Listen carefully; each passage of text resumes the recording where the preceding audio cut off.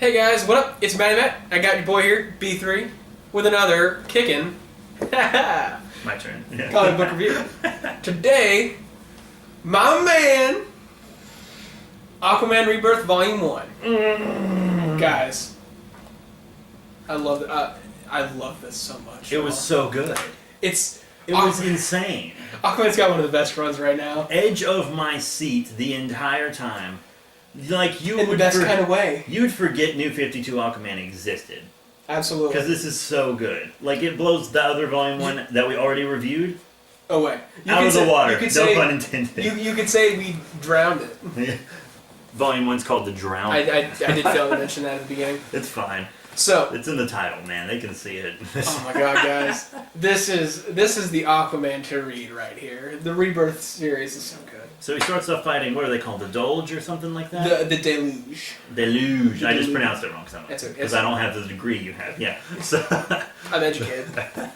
So they're a terrorist group. They're an Atlantean terrorist group that does not like Arthur's policies about interacting with the surface. And he has a new. I'm sorry. I'm sorry. I've been talking like this all day. It's okay. So he has essentially an embassy that he has set up on that the surface and the Atlanteans can meet in a middle ground. It's it's on the coast, so it's like exactly at the kind of the border between Atlantean and surface world, and it's in America, of course. Yeah, and they weren't happy because he grew up in America. Yeah, and go figure. The Dolge weren't. I threw up in my mouth. The Dolge weren't happy about that. He beat them. But someone else wasn't happy about it too. Black Manta! My boy. One of my favorite villains of all time. I love the interaction that he and Arthur have in this story too, by the way. Because Arthur didn't even beat him with his fists in this one. He just tears him apart psychologically. He really didn't even beat him, because Black Manta... beat his ass. Won. He destroyed the embassy. Yeah, he absolutely... He destroyed the embassy, he killed some people... And Aquaman was like, I'm done fighting you, man. If you want to kill me, just do it. But you won't have a life anymore, because it's the only thing you've ever known, you piece of shit. And Black Manta literally just collapses under the reality of his situation. And then he does find something else for him to do. He does find another purpose. Because this organization, which is apparently a country that's secret... It's not a country. It's essentially an economic bloc, where it controls a lot of resources, global trade, things like that.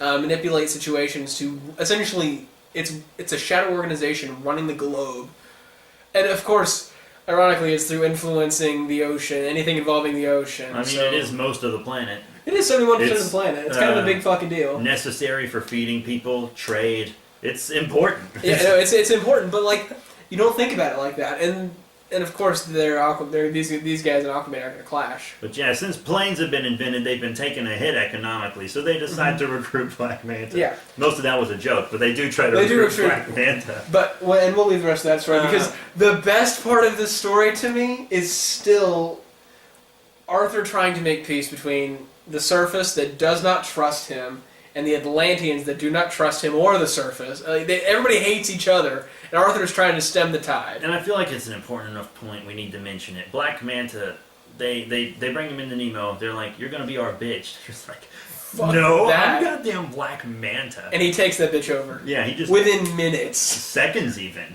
I'm including the time it took for him to walk in the door. To walk in the door. That took longer than taking over.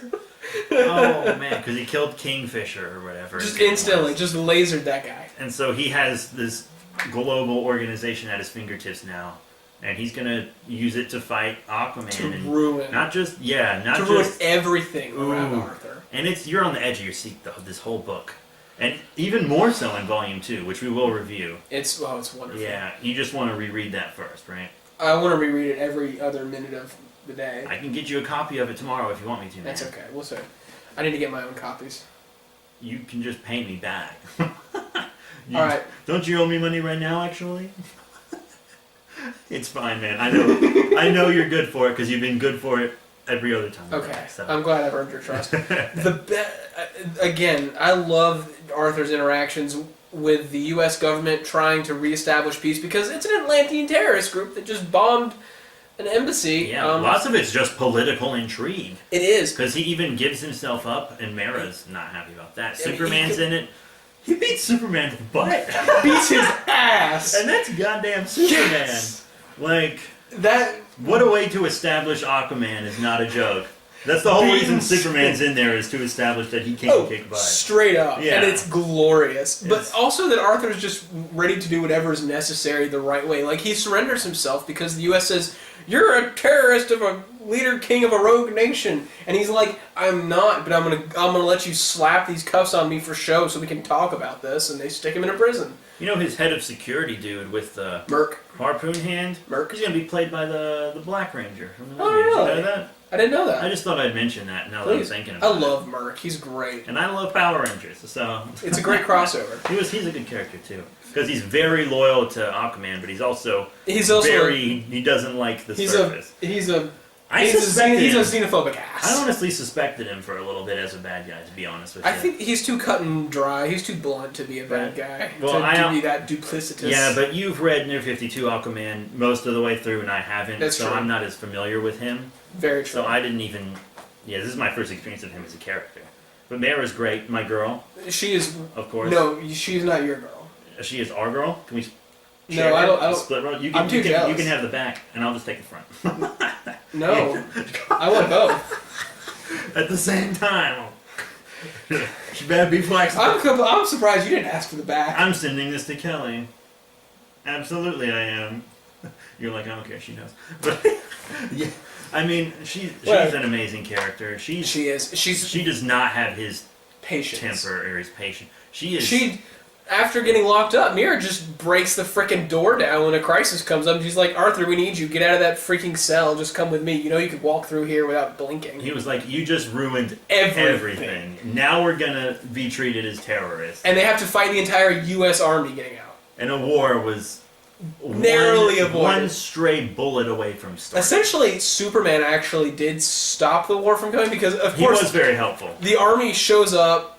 They kick the army's ass. Like, not just a couple of soldiers, like the army's ass. Mm-hmm. Superman shows up, so the army's like, oh, cool, we don't have to worry about this shit anymore. Aquaman kicks Superman's ass, and then Superman's like, alright. Good thing Superman is also a very level-headed character who talks things out. Absolutely. Or this would have gone... If Batman would have showed up... I mean, he still would have kicked Batman's ass. But if Batman... Straight up. If Batman would have showed up, he wouldn't have given him the chance Superman did. You know? That's true. And they do manage to talk things out a little bit. But yeah, I think that's all we need to say. It's a good book, Get good art, it. good story. Get it. Definitely read this and Volume 2, because it's one big story. This is a big cliffhanger for Volume 2. And Volume 2 has a massive cliffhanger as well. We'll talk about that soon enough, I think. Oh yeah, because...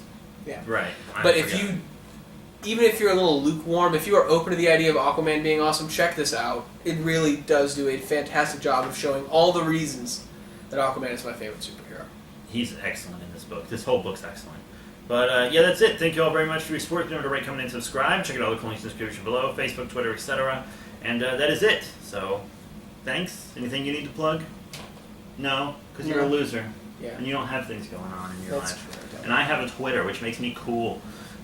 And an Instagram, which makes you a narcissist. Which makes me a loser. Yeah. Fucking casual. So that's it. Thank you all once again. We'll see you all later. Bye.